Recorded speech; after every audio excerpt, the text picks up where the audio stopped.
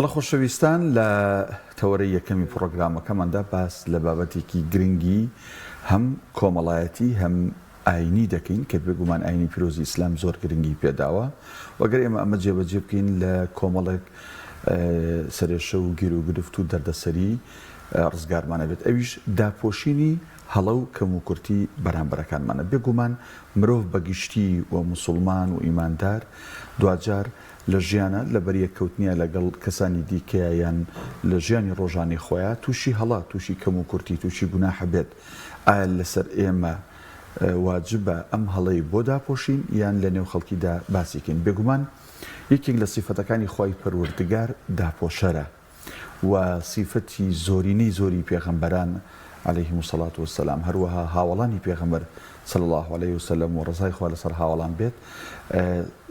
سیفەتێکی کە پێی درەوشاونەتەوە پێی ناسراونەتەوە داپۆشینی عیب و کەم و کورتی و هەڵی بەرامبەرەکانیان بووە هەروەها گرنگترین خاڵ تەنانەت لە ڕۆژی دواییدا خۆی پەروەردگار کاتێک نامەی کردەوەکان ئەداتەوە بە یەکی تاکی عەبدەکان ئەم نامی کردەوانە چیتیان نووسراوە لە باش و لە خراپ تەنها ذاتی خۆی پەروەردگار لەگەڵ عەبدەکە ئەزانن لە ناو نامەکەیە چی هەیە نەک ئەوەی هەموو خەڵکی ئاگادار بن جا لەسەر ئەم بابەتە کە باس لە داپۆشینی هەڵە و کەم و کورتی بەرامبەرەکانمانەکەین و بەتایبەت موسڵمانان ئێمە میوانداری زۆر بەڕێز مامۆستا عەبدولحەمید بەرزنجی مامۆستای ئاینیمان کردووە مامۆستا گیان بەخێر بێت یاخوا بەخێر مامۆستا بە گرنگ بانزانی ئەم بابەتە هەڵبژێرین ئەمڕۆ لە خزمەت جەناب تا باسی بکەین بێگومان وەک لە پێشەکەکە شاوتم هەموو کەسێک هەڵە و کەم و کورتی هەیە ئەوە مەلائیکەتن و پێغەمبەرانن کە مەعسوومن و مەلائیکەتیشن کە هەڵە ناکەن بەڵام مرۆڤ دوجار هەڵاکە کەم و کورتی هەیە گرنگی ئەوە چییە ئێمە کە لە ژیانە پێکەوە ئەژین من بۆ تۆ بۆ من بۆ هۆنیاخان بۆ ئێمە کاتێک هەڵە و کەم و کورتی یەکتری ئەزانین ئەی بیستین ئەی بینین ئاگادارین ئەم هەڵە و کەم و کورتیانە داپۆشین نەکو بڵاویکەینە و تەرویجیکەین لە ناو خەڵکە بسم الله الرحمن الرحيم الحمد لله رب العالمين والصلاة والسلام على رسوله الأمين محمد صلى الله عليه وسلم وعلى آله وصحبه وأمته أجمعين ربنا اغفر لنا ولإخواننا الذين سبقونا بالإيمان ولا تجعل في قلوبنا غلا للذين آمنوا ربنا إنك رؤوف رحيم صلاة خواهي قرم دبان لا برستان وتبابي بينلان وبسلاني برز خوش شويز بيت صلاة خواهي خوش بيت دەستباشی لە جەنابتەکەم پێشەکێکی جوانت داڕشت حەقیقەتەن لەسەر ئەم بابەتە کە هەر خاڵێکیان بڕاستی تاوەرێکی گرنگ هەڵ ئەگرێ کە قسەی لەسەرکەین بۆ ژیانی خۆمان لە ڕاستیە یەکێک لە حەق و مافی موسڵمان لەسەر موسڵمان ئەوەیە کە هەمیشە نوسح و ئامۆژگاری و قسەی خێری هەبێ بۆ برای موسڵمانی خۆی پێغەمبەرمان صلی الله عليه وآله وسلم کە باسی حەق و مافی موسڵمانمان لەسەر یەکتر بۆ دەکات دەفەرمێ مافی مسلمان لەسەر مسلمان شەشتە کە پێویستە حەقا مافە ئەرکە لە سەرشانیان جێبەجێکەن یەکێ لەوانە دەفەرمێ وئیذا استەنصحەکە فەنصح لەهو کاتێک کە داوای نەسیحەت و ئامۆژگاری لێکردی نەسیحەتی بکە ئینسانێکە کەسێکە پێویستی بەوە هەیە هەڵی هەیە کەم و کورتیە نوقسانی هەیە نەسیحەتی بکەی ئامۆژگاری بکەی قسەی خێری بۆ بکەی لە پێناوی خوای گەورە سوبحانە وتەعالا کاتێک کە خەڵک دەهاتە خزمەت پێغەمبەری خوا عەلەیهی سەڵات وسەلام ئیمانیان دەهێنا پێغەمبەر ساسم دەستی خستە ناو دەستیانەی فەرموو بەڵێنم پێبن ئەم خاڵانە جێبەجێ بکەن جا وەکوێکی لە هاوڵانی پێغەمبەر ساسم فەرمێ بەیعەتماندا بە پێغەمبەر ساسم پەیمانی لێ وەرگرتین لەسەر 9 خاڵ کە پێویستە جێبەجێکەن یەکی لەو 9 خاڵە فەرمێ والنصح لكل مسلم بۆ هەموو موسڵمانێک ئێمە نەسیحەتمان هەبێ قسەی خێرمان هەبێ ئامۆژگار دایما ئەم نەسیحەت و قسەی خێر و ئامۆژگاریانە لە دوای ئەوە دێکە تۆ هەستەکەی برایکی موسڵمان نوقسانی هەیە کەم و کورتی هەیە هەڵە و پەڵەی هەیە جا من لە غەیری وتاری جمعە لە هەر مەوعیزەیەک نەسیحەتێک بەرنامەیەک ئامۆژگاریەک ڕادیۆ بێت تەلەڤیزیۆن بێ دائما ئەم ئاەتەی کە خوای گەورە سوبحانە وتەعالا کە بۆمان باس بکا والذین جاءوا من بعدهم ئەوانەی کە بە دوای هاوڵان و پیاوچاکان و بە دوای ئەمانە دادێن کەسانێکن کە دوعا ئەکەن و لە خوای گەورە ئەپاڕێنەوە بە چەند شتێک ئەنی دایم حەزێکم ئەم دوعایە بخوێنم داواکەین لە خوای گەورە کە خوای گەورە لە گوناه و هەڵەوپەڵەی ئێمە خۆش بێت و تەبای خوشکان و برایانی ئیماندارمان ولا تجعل في قلوبنا غلا للذين آمنوا ما دوعاکی زۆر کۆ کراوە ئینسان بۆ نەفسی خۆی بۆ هەموو ئیمانداران ئەوانەی کە پێش ئێمە ڕۆیشتون و ئەوانەشی کە لە ژیان دەنەڵێن خوای یعنی جەڕق و کینەیەک شتێک لە دڵمانە دروست نەبێ بەرامبەر بە هیچ کەسێ لە ئەهلی ئیمان. ئەگەر ئینسان ڕق و کینە و ناڕەحەتی نەبوو بەرامبەر بە ئەهلی ئیمان ئەو کاتە حەست دەکات پێویستەکە بۆیان دڵسۆز بێت. ئەنی پێغەمبەری خوا عەلەیهی سەڵات وسەلام یەکێک لەو سیفەتەی کە هاوڵان وەسفیان پێ کردووە یەکێ لەوانە کە معاویە کوڕی حەکەم خوای لە ڕەزی وەسی پێکا فەرمێ ما ڕەئەیت معەللیما نەمبینیوە هیچ مامۆستایەک دڵسۆزتر بێت چاکتر بێت بەڕاستی وەکو پێغەمبەر صلی الله علیه وسلم. ئەویش لەوە هات کە تەبعاً لە کاتی نوێژە هەڵەیەکی کرد دوای ئەوە هاوڵەکان بەلا چاو ئاماژەیان بۆ کرد ئەویش لە نوێژەکەی قسەی کرد تازە موسڵمان بوو ئەی هاوار بۆ سەیر مەکەن ئەفەرمێ دوای نوێژ شاوڕێم پێغەمبەر صلی الله علیه وسلم لێم تووڕە بێ بڵێ تۆ بۆ واکەی بەڵام فەرمێ پێغەمبەر صلی الله علیه وسلم نە لێم تووڕە بوو نە قسەی پێوتم بەڵکو بەهێمنی هێواشێک فەرمی براکەم ئەمە نوێژە نوێژش بۆ قورئان خوێندن و ذیکر و تەسبیحات و ئەمانەی نابێ ئینسان قسەی تری تیا بکات. کەواتە لێرە ئێمە پێویستە هەمومان نەسیحەتکار و ئامۆژگاریکاری یەکتر بین دڵسۆز بین بۆ یەکتر ئەو دڵسۆزی ئەو خەمخۆریە ئەو نەسیحەت و ئامۆژگاری ئەمە ئەسڵە لە ئیمانێتی و باوەڕدارێتی. فوضەیلی کوڕی عیاض ڕەحمەتی خوا لێ بێت وتەیەکی هەیە کە حەق وایە بە ئاوی زێڕ بنووسرێتەوە زۆر دڵسۆزانە باسی ئیماندار و غیر ئیماندارەکە فەرمێ ئینسان ئیماندار المؤمن ينصح ويستر.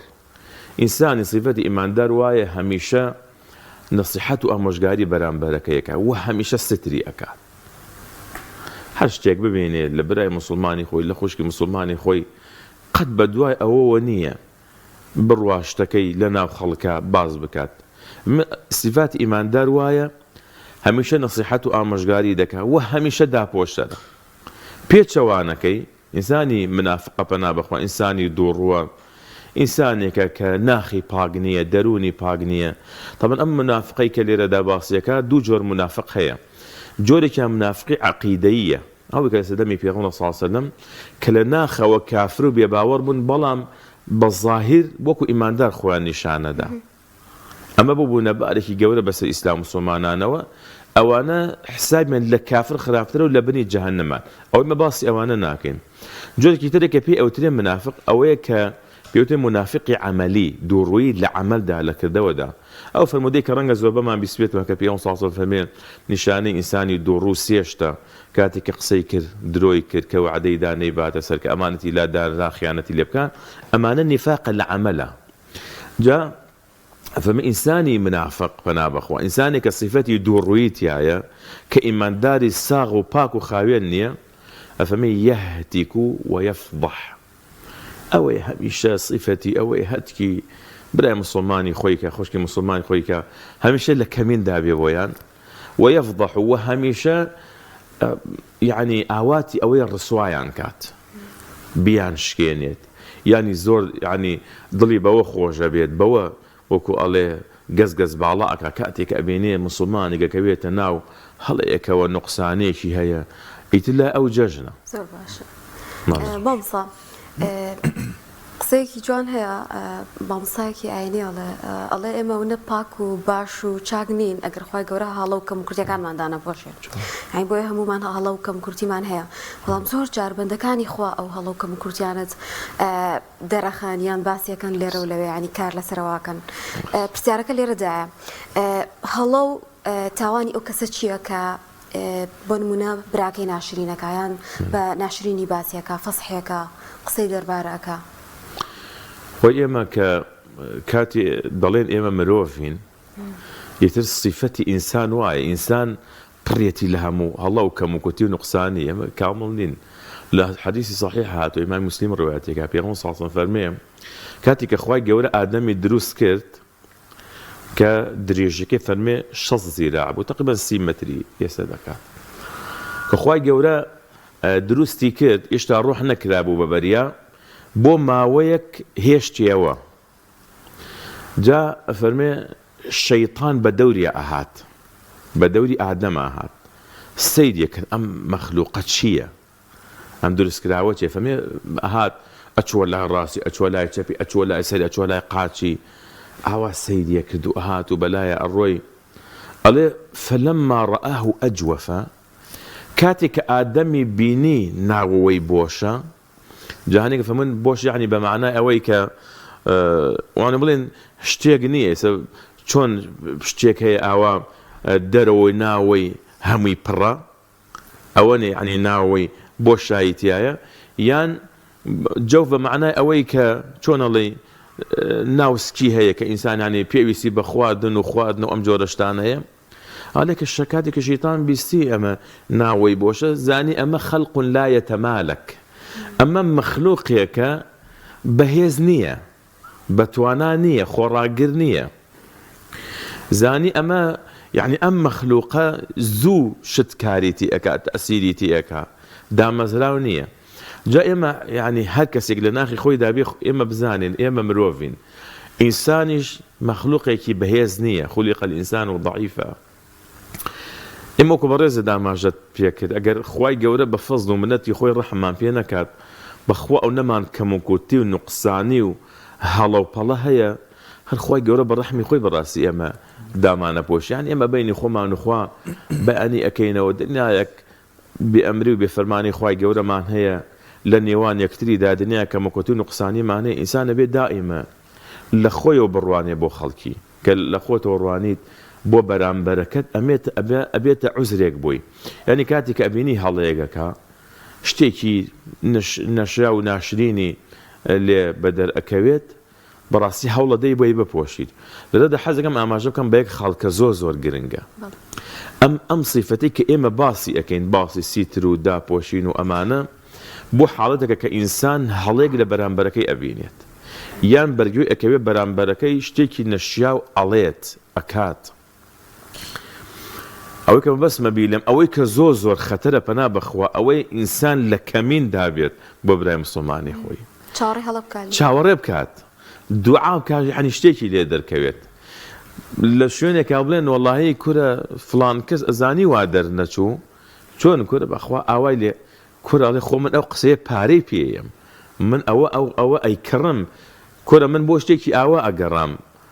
كبرجوم كوي كواشتيكي أو بس براس فلان كز أوي كدوا بنا أقدم بخواي برودقار رجع بيغمر إخوة عليه الصلاة والسلام فرموي طبعا مع مشجارية بوها مو أمتكيتي فرموي يا معشر من آمن بلسانه ولم يدخل الإيمان قلبه هي خلقينا أي أوانيك وحسابك يعني بدم ضلن إيمان تان هنا بلام إيمان نتشوة الناو دلتانوا لا تغتاب المسلمين أي هوار غيبة المسلمان مكان ولا تتبعوا عوراتهم حجكاتي بدواي هلو كما كتب دايما مسلماني خوتانا ومبن فإنه من تتبع عورة أخيه المسلم بدل نهاية وهركسيك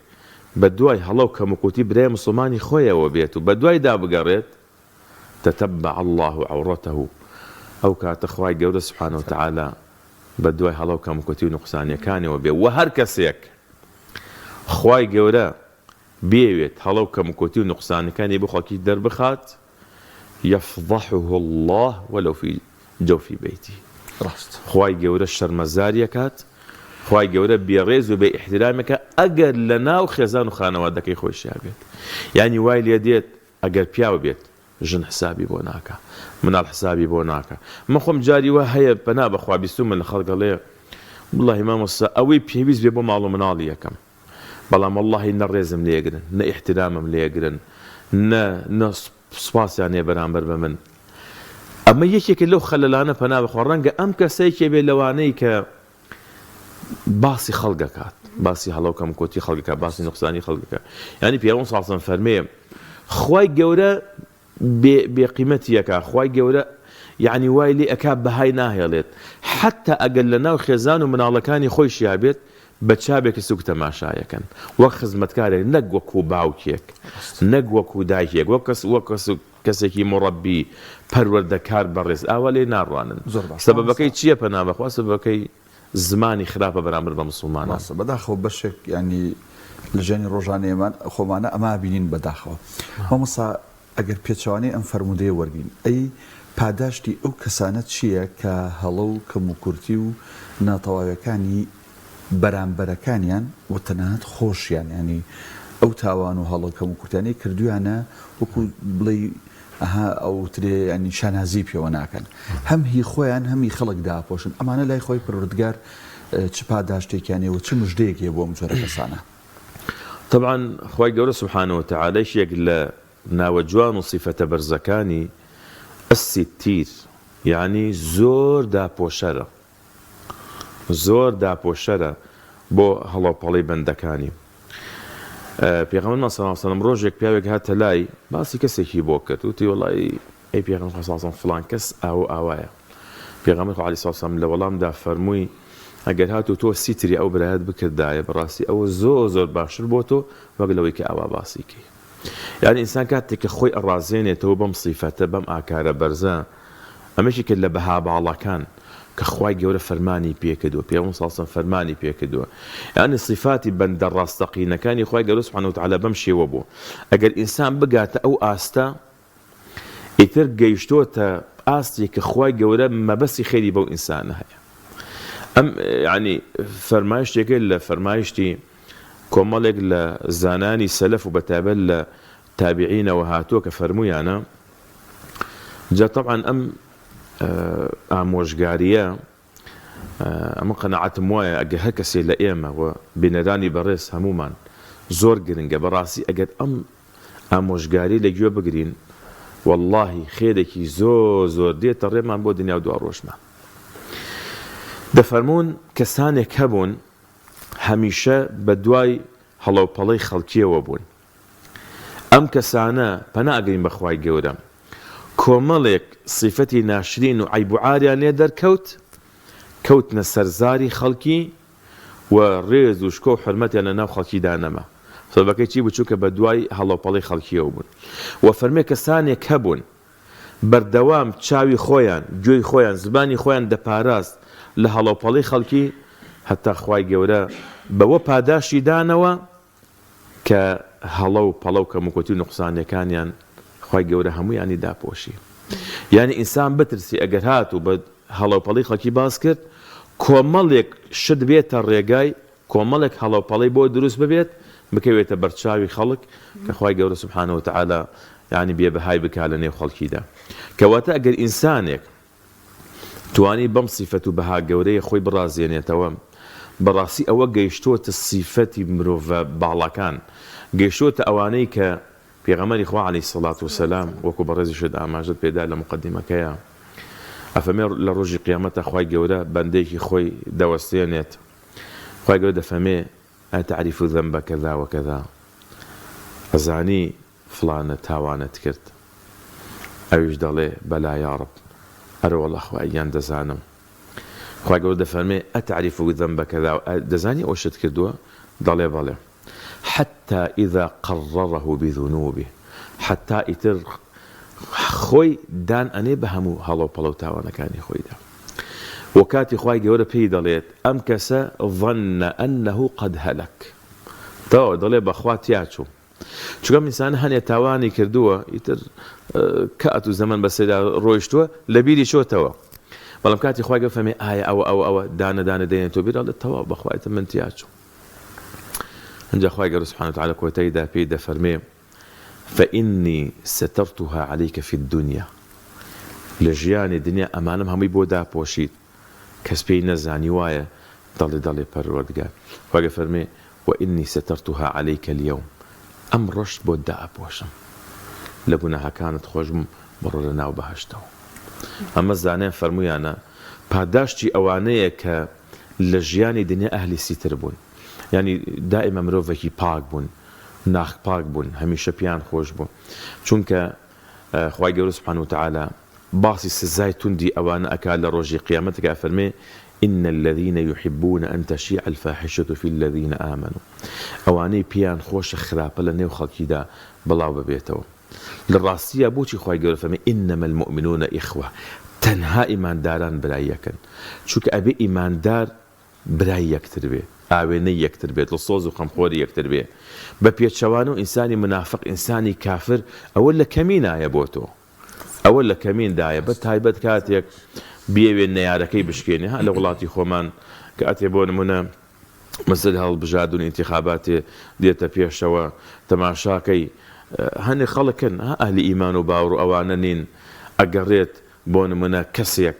لە ژیانی خۆیدا ئەگەر هەڵەوپەڵەیەکی بوو بێت دەیهێنێ دەیخاتە سەر میدیاکان بۆی بەرامبەرەکەی پێ بشکێنێ یا لە دژایەتی لایەنێک دەڵێ ئەمە ئەوەی کردو تەنانەت نەک هەڵەوپەڵەی دەرەخە ئەڕوا بۆتانیشی بۆ کادرۆکە ئەهلی نیفاق و دوور لە دین ئەوەیە بەس ئەهلی ئیماندار باوەڕدار بەڕاستی یەکی لە صیفاتی ئیماندار ينصح ويستر ئامۆژگاری کار و ڕاستی داپۆشە مامۆستا زۆر جار پشتەکان تێکەڵەکەین لە زۆر کەسە بیستی ئەڵێ من مافی ئەوم هەیە کە ئامۆژگاری کەسانی ترکم بۆی لەسەر هەڵەکەی بەردەوام نەبێ ئەوە پێویستە کاکە پێی بڵێم ئەم هەڵەیەت هەیە ئەمە دووە ئەوە دووە بەڵام زۆر جار بۆ فەزەحکردنێتی بە شێوازێک ئامۆژگاری ناکا کە شازی ئامۆژگاریکردنیان دەڵێ من لەبەر ئەوەی حەق ئەڵێم ئەوە پێویستە کاکە مافی خۆم ئەم قسانە بکەم ئەمە چۆن ئەبینی و ئایا مسلمان دەبێت چۆن ئامۆژگاری بکە بووی جێ بکەینەوە لەوەی کە من برا مسلمانەکەم عیبار بکەم خۆپەداش بات و تێبینێکی زۆر ورد و جوانە ئێمە کە باسی نوسحمان کرد ئامۆژگاری دەبێت چۆن بێت ڕەحمەتی خوا لە ئیمامی شافعی بێت کە یاسایەکی جوان و زێڕینمان بۆ بازگا فەرمێن هەر کەسێک نەسیحەتی کەسێکی کرد لە پەنهانیدا و بەتەنها ئەوە نەسیحەت و ئامۆژگاریە ئەگەر هاتوو لە ناو خەڵکە نەسیحەتی کەسی کاکە تۆ بۆ واکەیت تۆ عیبە ئەو سیفەتە وتیایە ئەوە ئەیەوێ ڕسوایکە شەرمەزاریکە ئەیەوێ بیشکێنێت بەناگرین بەخوای گەورە ئێمە نابێ بە ناوی نەسیحەت و ئامۆژگاریەوە حتا پێغەمبەری خوا عەلەیهی سەڵاتو وسەلام هەڵەوپەڵەی بینیوە جاری وایە لە ناو هاوڵە بەڕێزەکانی دا ڕەزا و ڕەحمەتی خوایان لێ بێت پێغەمبەر سەڵاتو وسەلام چۆن ئەم هەڵانەی چارەسەر کردو چۆن نصيحتي كدون بيغمر عليه الصلاة والسلام لهمو تمانيدا ناوي كسي نهيناو أو بري كاتي هلو بلايكي بنيونا ناو خلقا شتيك بلاو بوتوا لو تعرف فرميتي ما بال أقوام يقولون كذا وكذا ما بال أقوام يفعلون كذا وكذا وشي كسانق أو دلين كسانق أو دكن أو تشار سريك شكاني كدو حش كاتي ناوي خلقي نهيناو يعني كيش جورا كلا وايد تو وتاري جمع أخوة جورا ناوي ناوتشي يا أيها الذين آمنوا إذا نودي للصلاة من يوم الجمعة فاسعوا إلى ذكر الله وتاري جمع بذكر الله به قال الله قال الرسول كي من برجع إشكاندري بلا مسلمان يا أخوان كي من برجع أو تو أخوات الجمعة نزيق بوا يتر خلق خوي حازرك هات ما مصاش خوي حازرك أو كنياريتي بشكينيت باسيكا أو نشي وبشي يا محاضرات دعني شي خلق دعني شو للتلفزيون كايسو خلق دعني شو جوي لإما قريه يعني تو بابدك الروحي بوباس كي قسيك نصيحته أموش قالك كي بي كوملك الرقو كينو أما اللي برامبر براي مسلماني خو اللي برامبر داعي وبان خوازقاني يعني بداخوا جارو من أقر بما دوكس ك نار حتيق لنيواني أنا هيا لمالي خومان دعوتي عن كمو دقسي خيركين لبيننا جاري وهي بودناكري أما بكي بلام تماشاكي لولا وبيجك لولا وكنالك بو أويك أما بكاتبة بدك لبر فيو بينر وكوملك لايك وكوميد يعني دنيا يشد أكاتو إيمش أو بري أما دايما تدي أصل واي إيما وكو مسلمان وكو باوردار حاول بين دسر أويك برايتي بكين دول صوازي بكين خمخوري بكين أم خالص زور مهمة كابرا براكي أشكيني والله كاكا قصي حق الرقة دايما نصيحتكم كاكا النصيحات حتى أقل بتنهاج بوي أسلوبي خوي هي أقل توبة هي مني وبهي واشي داد نشان كابرا جالي يا ربي خواه باداش بات والله من زوزو سباسي توكم بلا ما قلتول لبنهانيش دا كومالي قصي الرق كومالي قصي بيتام بيلازات شعوري برينان كيت يعني قسي ناخوش ونارحتي بيقولي والله يكسري برامبر براسي امادن يجي اللي بقي بلام اما ام نصيحته ام اموشغاريه يا كان بيج هموش تنيت مان خالص كان بو خوي جل سبحانه وتعالى دوهم وكو برزد اماجت بيدا برقاي خوي نصيحته اموشغاري بكين نق اما استنقر لي يكتب بقرينو انجاب والله اما يكين لبيناي خوي جوري يكين اما حتى زانيان فهمينا ليك حالته اگر هاتو كسيك هيا يعني بانجوازك ابو خرافه بناوي دينه بانگەواز دەکات بۆ خراپە سەر لە خەڵکی تێگەدا ڕێگای ڕاست لە خەڵکی ون ئەکات ئەمە پێویستە نەسیحەت کرێ بانگ کرێ ئامۆژگاری بکرێ ئەگەر هات و هیچێکی لەم بوارانە دەوری نەبوو و خەڵکانێک شوێنی ئەکەوتن و بۆ هۆکاری سەرگەردانی خەڵکی لەو کاتەیە تۆ پێویستە لە حاڵەتێکا باسی ئەمە بکرێت بۆ کەیتە بڕاستی خەڵکی بەرەو سەرگەردانی و ماڵوێرانی نەڕوات ئەگینا دەیان هەنگاوی تر هەیە ئینسان دەبێت لە پەنهانیدا لە یعنی حتا دعوەتی کا بۆ ماڵەکەی خۆی بان میکە ئێمە ئینسانین كل بني آدم خطاء وخير الخطائين التوابون هەموو ئینسان قابلی هەڵەوپەڵەیە باشترینە ئەوانن کە پەشیمانە بنۆر و ئەکەن و خوای گەورە سپاس مامۆستا ببوورە پێشتە بڕم بەڵام کاتەوە هیچ نەماوەز یەک پرسیار لە ئیزافەیەکەم بە کورتی وەڵام بێتەوە سپاس دەکەم ئەدەبن لە ڕووی جەنابەت هەندێک مامۆستای ئاینی و هەندێک بانخواز زۆر جار لە وتارەکانیانە لەسەر مینبەر لە محاضەرە لە تۆڕە کۆمەڵایەتەکان باز لەوەکەن فلانە ئافرەت تەلەفۆنی بۆ کرد باسی گوناحێکی خۆی بۆ کرد و یا فلانە پیا و ئەم باسی ئەکاتەوە پرسیارەکەی من دوو بەشە تا چەند خەڵک تاوانی خۆی بۆ هیچ کەسێک تەنانەت بۆ مامۆسانی ئاینیش باز نەکات و تا چەندێکیش مامۆسا و بانخوازی ئاینی پێویست بەمە ناکە بەڕاستی تاوان و ینی کەم و کورتی خەڵکی باسکەن بەڵام زۆر بە کورتی سپاس دەکەم طبعا کەسێک هاتووە بۆ لای پێغەمبەری خوا عەلەیهی سەڵات وسەلام بۆ وتێت ئەی پێغەمبەری خوا عەلەیهی سەڵات من تاوانم کردووە پێغەمبەری خوا سەڵات ڕووی لێ وەرگێڕاوە پێی ناخۆش بووە کە کابرا باسی کردووە جارە بۆ نوێژیان کردو دوای نوێژەکە هاتۆتەوە بۆ لای پێغەمبەر سەڵات ڕووی لێ وەرگێڕاوە کابرا وتێتی من ئەوەم کردووە پێغەمبەر سەڵات فەرمێتی نە ڕەنگە ئەوەت کردبێت ڕەنگە ئەوەت کردبێت ینی کۆمەڵ عەرزی هێناوەتەوە لەبەر ئەوە ینی کاتێک کەسێک چۆتە لای زانایەک عالمێک وتێتی کاکیان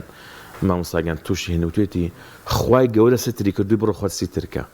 ینی بە هیچ شێوەیەک ڕەزامەند نەبوون بۆ هیچ کەسێک دروست نییە کە بچێ باسی خۆی حاڵەتێکی خۆی بکات لای هیچ مامۆستایەک ئەمە خاڵی دووهەم ئەگەر هات و کەسێکیش ئەم حاڵەتەی لێ دروست بوو بە هیچ شێوازێک بە هیچ شێوەیەک ڕەوانیە لەسەر مینبەر لە ناو محاضەرە لە ناو بەرنامە کەسێک باسی و کابلێ وەڵای من کەسێک ئاوای کرد و ئاوای کرد و ئاوای کرد تاوان پێغەمبەر صلی الله علیه و كل أمتي معافى إلا المجاهرين هەموو ئومەتەکەم لەژێر قاپی پل لە ڕەحمەتی خوای پەروەردگار کە خوای گەورە لیان خۆش بێ ئیلا ئەو کەسانە نەبێ کە تاوان ئاشکراکەن یعنی حتا کەسێکیش ئەگەر تاوانێکی دۆ دەبێت لای مامۆستا بڵێ ئەگەر کەسێک تاوانێکی کرد دەبێت چۆن تەوبە بکات نەک بڕوا ورد و درشی تاوانەکەی باسکات مامۆستا لەسەر مینبەر ورد و درشی ئەوش لەسەر مینبەر حکایەتی بکات زۆر بەڕێز مامۆستا عەبدولحەمید بەرزنجی مامۆستای ئاینی سوپاس بووی کە لەم تەوەری لەگەڵمان بوویت کاتمان گرتی دەست خۆش بێ